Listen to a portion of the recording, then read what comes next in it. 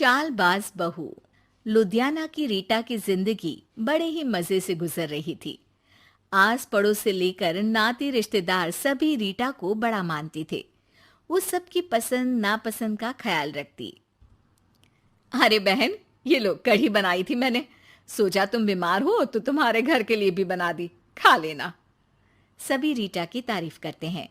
रीटा की ममेरी बहन कहती है, रीटा, तुम्हारा लड़का तो बहुत बड़ा हो गया है, उसकी शादी की नहीं सोची? सोच तो रही हूं, लेकिन ऐसे लड़के से कौन शादी करेगा जो कमाता धमाता ही नहीं है।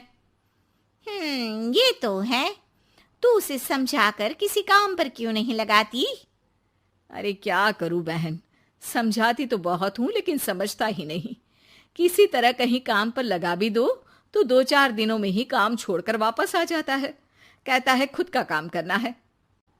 अगले दिन रीटा का बेटा मयंक कहता है, माँ, ये नेहा है, मैं इससे प्यार करता हूं और इसी से शादी करूंगा।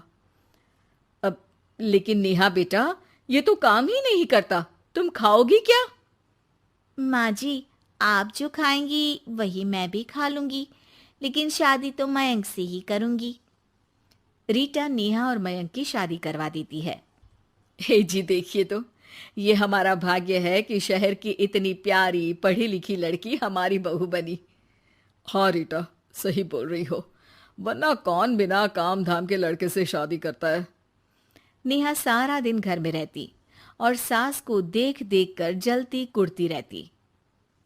अरे नेहा, तू तो बहुत लक्की है जो इतनी अच्छी सास मिली, माँ की तरह तेरा ख्याल रखती है। नेहा बिना मन के हंसकर निकल जाती है। आए दिन नेहा को उसकी सास की तारीफ सुनने को मिलती। मयंक, तुम्हारी मम्मी बहुत चालाक है, सबको सम्मोहित करके रखी हुई है। कोई मुझसे पूछे कितनी झूठी औरत है तुम्हारी माँ। अच्छा, कैसी, क्या झूठ बोल रही थी? अरे जिसे देखो वो कहता है तुम किस्मत वाली हो कि अच्छी सास मिली। क्या तुम लोग किस्मत वाले नहीं हो जो मैं मिली तुम लोगों को? अरे लेकिन यार, तुम्हें तो कोई जानता नहीं ना। तुम्हें तो लोगों को समझाना पड़ेगा कि तुम भी उतनी ही अच्छी हो जितनी की माँ है। उतनी? ना जी ना, मैं तो उनसे कहीं ज्यादा समझदार और गुणी हूँ। नेहा अपनी माँ को फोन कर सारी बात बताती है।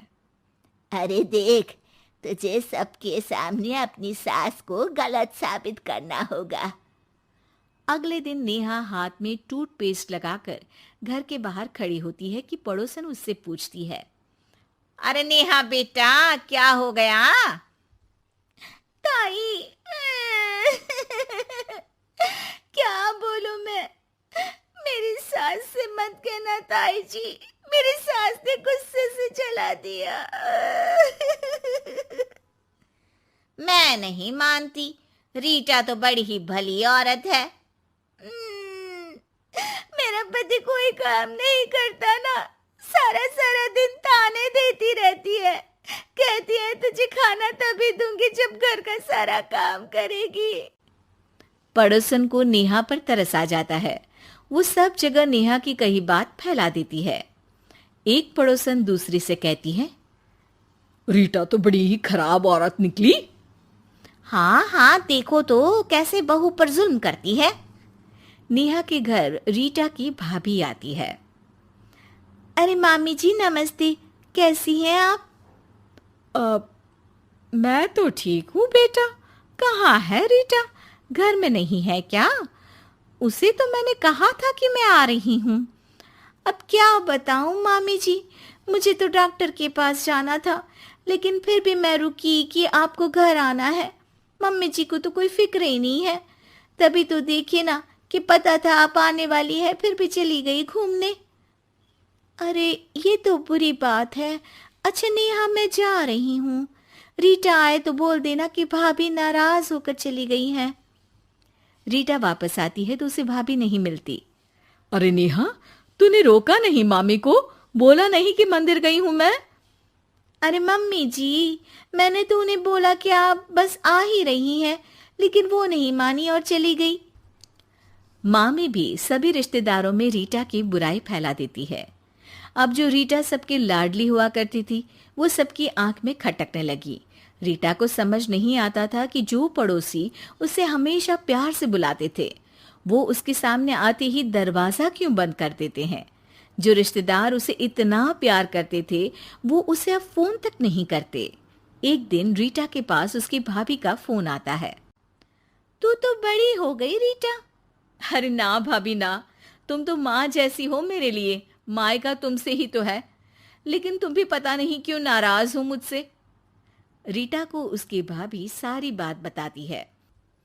रीटा उसे समझाती है कि कैसे वो नेहा बहू को बताकर वहां से गई थी।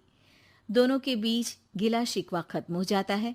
रीटा समझ जाती है कि नेहा ने ही उसकी बुराई पड़ोसियों से भी की होगी।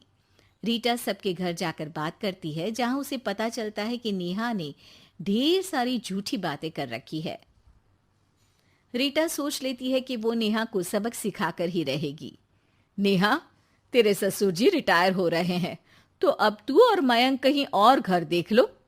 अरे कैसी बातें कर रही हैं सासू माँ, ये तो कोई काम नहीं करते, हम कहाँ जाएंगे। तभी वो पड़ोसन आ जाती है। अरे नेहा, अच्छा ही तो है, तेरी ऐसी सास से छुटकारा मिल रहा है जो तुझे बात बात पर जला देती थी ना। घर जरा जल्दी खाली कर देना नेहा, मयंक से भी बोल देना। नेहा को समझ आ जाता है कि सास को सब पता चल गया है। वो उसकी पैर पकड़ लेती है। सासू माँ, मुझे माफ कर दीजिए, मैं आगे से ऐसा कभी नहीं करूंगी।